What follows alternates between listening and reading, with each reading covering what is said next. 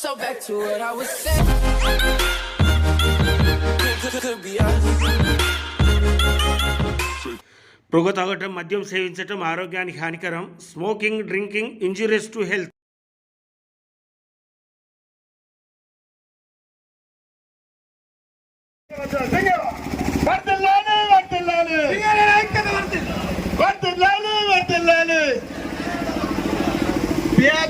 వెంటనే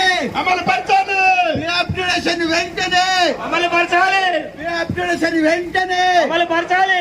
పిఆర్పిని వెంటనే విడుదల చేయాలి. పిఆర్పిని వెంటనే చెల్లించాలి.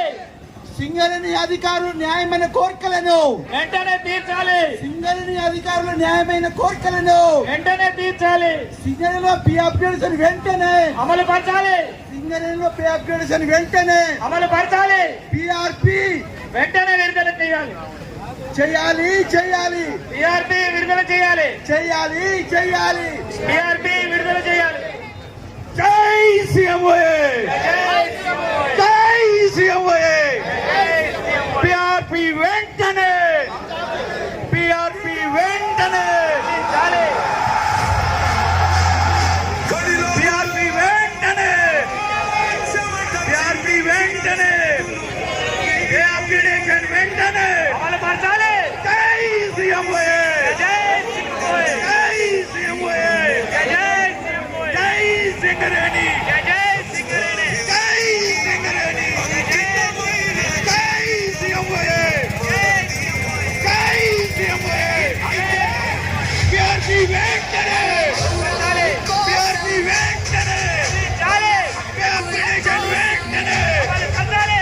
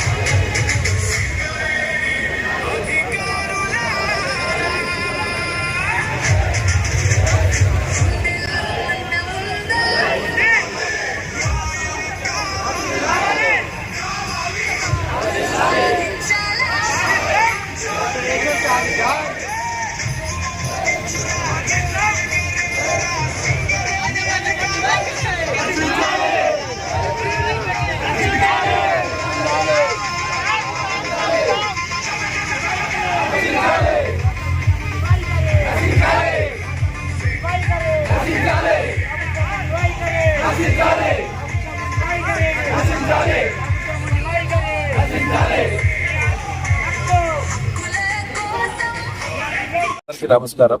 మా పేరు పెద్ద నరసింహులు. సీఎం ఎస్ఎస్ఎల్ సింగరేణి శాఖకు జనరల్ సెక్రటరీని. మా సింగరేణి అధికారులు అందరికీ కూడా కోల్ ఇండియా తరహాలో పేమెంట్ జరుగుతాయి. మిగతా పత్రాలను కూడా కోల్ ఇండియా తరహాలో ఇస్తారు. ఇక్కడ కానీ ఇమీడియట్ గా 1-2 months లో మా దగ్గర ఇంప్లిమెంట్ చేస్తుంది. కాకపోతే ఈ 2.5 years నుంచి చాలా డిఫరెంట్ గా నడుస్తుంది. బిఆర్పి అనేది ఎప్పటి నుంచో మాకు 2007 నుంచి పేమెంట్ అవుతుంది. 22, 20, 24 అక్కడ పేమెంట్ అయిపోయిన సీఏలో మాకు ఇవ్వట్లేదు. ఆల్రెడీ నెక్స్ట్ కూడా 1 month లో షార్ట్ పేమెంట్ వస్తుంది. అదే కాదు 2017 వేతన సవరణలో అక్కడ అప్పుడైనా అన్యాయానికి తగ్గట్టుగా మన పే అప్లికేషన్ జనవరి నుండి కోల్ ఇండియాలో ఇంప్లిమెంట్ చేయడం జరిగింది. కానీ మాకు చేయమంటే దానికి ఇంకా ప్రాసెస్ కూడా స్టార్ట్ చేయట్లేదు. తర్వాత చాలా విషయాలు ఉన్నాయి. తర్వాత మేజర్ ఏంటంటే మాకు పిఆర్పి అప్లికేషన్ 2 మేజర్ ఇష్యూలు. ఈ 2 మేజర్ ఇష్యూలు అయితే మిగిలిన మనకు స్ట్రక్చర్ మీటింగ్ అని పెడతారు. అది పెడితే చాలా సమస్యలు పరిష్కరించుకోవచ్చు. కాబట్టి ఏంటంటే ఈ మధ్యలో ఇవన్నీ చూసుకుంటే మాకేమనిపిస్తుంది, అసలు మేనేజ్మెంట్ అంటే మా కంపెనీ అంటే మాది అని పనిచేసే అధికారులను, నిర్దేశం చేసే అధికారులను పట్టించుకోవట్లేదు. మేము బాధ్యత పార్ట్ అనుకుంటాం కానీ హైయర్ మేనేజ్మెంట్ అనుకోవట్లేదు అనిపిస్తుంది. అందుకనే లాస్ట్ తప్పనిసరి పరిస్థితుల్లో ఈ రోడ్ల మీద రావాల్సి వచ్చింది. ఇది ఇప్పుడన్నా చూసి మన మేనేజ్మెంట్ తెలంగాణ ప్రభుత్వం గ్రహించింది. ఎందుకంటే సింగరేణి అనేది తెలంగాణ గుండెకాయ, పెద్ద పరిశ్రమ. దీన్ని డైరెక్ట్ గా ఇండైరెక్ట్ గా చాలా లక్షల కుటుంబాలు జీవిస్తున్నాయి. కాబట్టి దీన్ని నాశనం చేసుకోవద్దు, దీన్ని చెడగొట్టుకోవద్దు. అదే ఉద్దేశంతో ఇన్ని రోజులు ఓపిక పెట్టినాం. తప్పని పరిస్థితుల్లో బయటకు వచ్చినాం. ఇప్పటికైనా మేనేజ్మెంట్ గవర్నమెంట్ కల్పించుకొని ఇమ్మీడియట్ గా మా సమస్యను సాల్వ్ చేసి నమస్తే అండి, నా పేరు Konugodu Srinivasarao, vice president CMI SCL branch. అయితే ఇంతకుముందు మా ఇప్పుడు చెప్పినట్టుగా మాకు సంబంధించిన యాక్చువల్గా సింగరేణి అధికారులు అంటే కూడా ఎప్పుడో అంటే 365 రోజులు సింగరేణిలో స్ట్రైక్ జరిగిన రోజు నుంచి 365 రోజులు స్ట్రైకే లేకుండా ఉన్న దిశగా సంవత్సరంలో మా ఉద్యోగులతో కలిసి మేము చేసి కంపెనీని ఉన్నత స్థాయిలో నిలబెట్టి ఇప్పుడు గవర్నమెంట్ కు డివిడెండ్లు ఇచ్చే స్థితికి తెచ్చినాం. అట్లాంటి పరిస్థితులలో ఉన్న మా అధికారుల్ని ఈరోజు యాజమాన్యం అట్లాగే మన గవర్నమెంట్ రెండింటికి కూడా దాదాపు ఒక 40-50 సార్లుగా వివిధ దశల్లో కలిసి మా సమస్యల మీద వినియోగించడం జరిగింది. కానీ వాటిలో ఇప్పటి వరకు పరిష్కారం కాకపోవడంతో తప్పని పరిస్థితులలో ఈరోజు రోడ్డెక్కాల్సిన పరిస్థితి వచ్చింది. అయితే ఈ సమస్యలు పరిష్కారం కాకపోతే దీంతో ఆగదు, ఇక్కడ మొదలు మాత్రమే అయింది. తర్వాత రిలే హంగర్ స్ట్రైక్ వర్క్ ఇట్లాంటి రకరకాల కార్యక్రమాలు చెప్పి మా సమస్యలు సాధించుకునే వరకు కూడా ఇది కొనసాగుతుంది. ముఖ్యంగా మాకేంటంటే 2014 నుంచి మన పిఆర్పి 2021 వరకు కూడా టంచనగా వచ్చింది. 22కు సంబంధించి కొత్తగా గవర్నమెంట్ ఫామ్ అయింది. కొన్ని సాంకేతిక సమస్యలు ఉన్నాయనే కారణంతో ఆపితే నిజమే అంటే మేము కూడా దానికి సహకరిస్తూ ఇన్ని రోజులు వెయిట్ చేశాం. కానీ చివరి దశలో సీఎం గారి సంతకాలం కోసమని ఫైల్ ఉన్న దశలోనే 7-8 నెలల నుంచి కూడా అక్కడి నుంచి కదలిక లేదు. అది మాకు చాలా బాధాకరమైన విషయము. మన సిఇఓ గారు కూడా చాలా సార్లు డేట్ అనౌన్స్ చేశారు. అంటే సింగరేణి యాజమాన్యం నుంచి కూడా దానికి సంబంధించిన ఫండ్ కేటాయించి ఉన్నది. ఎట్లాంటి గవర్నమెంట్ మీద కూడా ఎట్లాంటి బర్డెన్ పడే అవకాశం లేదు. అట్లాంటి విషయాన్ని కూడా ఎన్ని రోజులు ఆపడం అంటే అధికారులను బాధించడమే. దాంతో పాటుగా 2017లో మనకు రెగ్యులర్ గా అంటే 3rd PRC జరిగింది కోల్ ఇండియాలో. మనకు సింగరేణులో అధికారుల కంటూ సపరేట్ వేజ్ కమిటీ కానీ అట్లాంటివి ఏమి లేవు. కేవలం 1974 ఒక బోర్డు మినిట్స్ లో ఏమని ఉన్నదంటే అక్కడ కోల్ ఇండియాలో ఏ వస్తే అవి ఇక్కడ ఇంటోటో ఇక్కడ అమలు పరుస్తామని ఉన్నది. అదే దిశగా ఎప్పటికీ అంటే 2017 వరకు కూడా వచ్చింది. 17 రాగానే ఇక్కడ వితిన్ మంత్స్ లో అమలు చేయడం జరిగింది. కానీ అక్కడ కొంత అన్యాయం జరిగిందని అక్కడ జూనియర్ ఆఫీసర్ కొట్టడంతో రీసెంట్ గా మన జనవరి నుంచి ఆ పే అప్గ్రేడేషన్ చేస్తూ మన నేషనల్ లెవెల్లో ఉన్న పిఎస్యులలో సమానమైన వేతనాలు అంటే ఓఎన్జీసీ, ఎన్ఎండిసి అట్లాంటి సంస్థలలో ఉన్న వేతనాలతో ఈక్వల్ గా ఇవ్వడం జరిగింది. అదే విషయాన్ని సింగరేణిలో మనం అమలు చేయాలని కోరుతా ఉన్నాము. ఎందుకంటే ఒక్కొక్కరికి 20,000 రూపాయలు దాదాపుగా తక్కువ జీతంతో పనిచేస్తున్నాం 2017 నుంచి కూడా. ఇప్పుడు మేము పోయిన జీతాన్ని అడుగుతున్నాం కానీ కొత్తగా జీతం పెంచమని అడగట్లేదు. ఈ విషయంలో కూడా తత్సారం చేస్తా ఉన్నారు. మొన్న కమిటీ వెళ్ళొచ్చింది, నెక్స్ట్ బోర్డులో పెట్టారని అనుకున్నాము. ఎందుకంటే 2027లో మాకు నెక్స్ట్ వేజ్ రివిజన్ వచ్చేది ఉంది. 10 ఏళ్ల వేజ్ రివిజన్ అంటే మన కొనుగోలు శక్తి మా ఉద్యోగులు అంటే అధికారులది ఇబ్బందిగా ఉంటుంది. మీకు తెలుసు, ఫిట్మెంట్ 2 సార్లు ఫిట్మెంట్ వస్తే 15-30% వచ్చేది. మాకు 15 వచ్చినప్పుడు 15% ఫిట్మెంట్ ఇప్పటి వరకు ఉద్యోగం చేస్తా ఉన్నాం. అయితే కోల్ ఇండియాలో కాలేదు కాబట్టి సింగరేణిలో మేము ఏమీ అడగలేదు, ఏం చేయలేదు. అక్కడ ఏదాకా వెయిట్ చేస్తామని కంపెనీ ఇమీడియట్ గా అమలు చేస్తుంది అని ఆశతోటి ఉన్నాం. కానీ వచ్చినాక అక్కడ జనవరిలో అమలు చేసిన ఇప్పటి వరకు బోర్డు మీటింగ్ లో పెట్టి ఒక్క బోర్డు మీటింగ్ పెడితే సరిపోతుంది. గవర్నమెంట్ పర్మిషన్ కానీ అట్లాంటి ఏం అవసరం లేదు. అట్లాంటి విషయాన్ని కూడా ఇట్లా తత్సారం చేయడం. అట్లాగే ఇంకొకటి ఏంటంటే గతంలో పోయిన నవంబర్ అంతకుముందు నవంబర్లో స్ట్రక్చర్ మీటింగ్ మా అసోసియేషన్ తోటి జరిగింది. దాంట్లో ఫ్రీ పవర్, ఫ్రీ ఐఐటీసీ ఇట్లాంటి ఫీజు రియంబర్స్మెంట్ ఇష్యూస్ మా తోటి ఉద్యోగులు అందరికి ఇస్తా ఉన్నారు. మాకు ఇవ్వడానికి ఏదో సాంకేతిక కారణం ఉందని ఆపెట్టి అది ఆ రోజు యాక్సెప్ట్ చేసింది కూడా ఈ రోజు వరకు అమలు చేయడం లేదు. ఇవన్నీ కూడా ఎట్లా ఉన్నదంటే అధికారులు బాధించే రకంగా ఉన్నాయి.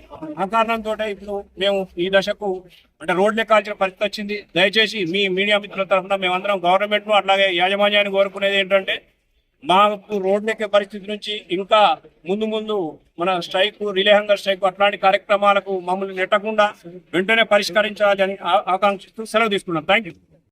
ఈరోజు అధికారులు కొన్ని పెట్టాల్సిన సమస్యలు ఏమంటే ముఖ్యంగా మాకు రావాల్సిన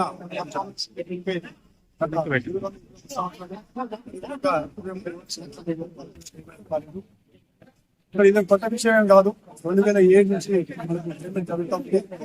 2007 నుంచి 14 వరకే అప్పుడు ఇష్యూ ఉంది. కాబట్టి గవర్నమెంట్ తెలంగాణ, ఆంధ్ర విడిపోయిన తర్వాత కూడా కోర్టు పెద్దమని చెప్పారు. కోర్టుకి వెళ్ళాము, కోర్టు నుంచి కూడా తీసుకొని వచ్చాము. పేమెంట్ కూడా జరిగింది. అదేవిధంగా 2015 నుంచి మనకు పర్ఫార్మెన్స్ రిలేటెడ్ అదే పిఆర్పి పేమెంట్ జరుగుతూ ఉంది. ఈ మధ్య కాలంలో 22-23 సంవత్సరం, అదేవిధంగా 23-24 సంవత్సరం మాత్రం పేమెంట్ జరగడం జరిగింది. ఇది పిఆర్పి అనేది ఏంటంటే మా జీతంలో ఒక భాగం. పర్ఫార్మెన్స్ చాలా మందికి ఏంటంటే ప్రాఫిట్ కాదండి, పర్ఫార్మెన్స్ ఇది జీతంలో పాటు కాబట్టి ఖచ్చితంగా పే చేయాలి. ఇక్కడ కోర్టుని ఆలోచించాలి. మరి ఈ విధంగా ఎందుకు చర్చలు చేస్తుందో హైయర్ మేనేజ్మెంట్ అయితే అది గవర్నమెంట్ అయితే ఎందుకు ఇది చేస్తున్నాం మాకు అర్థం కావడం లేదు. సరే మేము చాలా ఫాలోఅప్ చేసాము. గవర్నమెంట్ వచ్చిన తర్వాత సిస్టమ్ లేదన్నారు. సో సిస్టమ్ అనుకూలంగా రోడ్డు పెట్టాము, సాక్ష్యం తీసుకున్నాము, సక్సెస్ఫుల్ గా ముందుకు తీసుకెళ్ళాము. అయినా సరే ఈరోజు వరకు కూడా ఇలాంటి గవర్నమెంట్ నుంచి స్పందన రాలేదు. మరి ముఖ్యమంత్రి గారికి ఈ విషయం తెలియజేస్తున్నారు లేదో మాకు తెలియదు. డెఫినెట్ గా ముఖ్యమంత్రి గారు చాలా పనులు ఉంటాయి, దీనికి వచ్చిన పార్ట్ ఆయనకి, కానీ ఖచ్చితంగా ఆయన దృష్టి తీసుకుపోతే సక్సెస్ అవుతామనే ఒక భావన మాకుంది. దాంట్లో ఆయన దృష్టికి వెళ్లాలనే ఉద్దేశంతో మేము ఈరోజు ఇవ్వడే కావాల్సిన అవసరం వచ్చింది.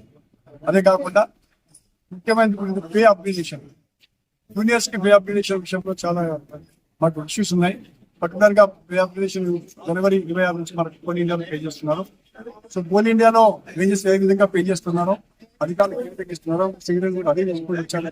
మరి ఈ విషయానికి వచ్చేసరికి పే అప్గ్రేడేషన్ విషయంలో వచ్చి హైయర్ మేనేజ్మెంట్ కూడా ఎంతో కామ్ ఉంది. కానీ కొంత సహకారం అందించినట్టు అనిపించింది. కమిటీని వేశారు, కోల్ ఇండియా పంపించారు.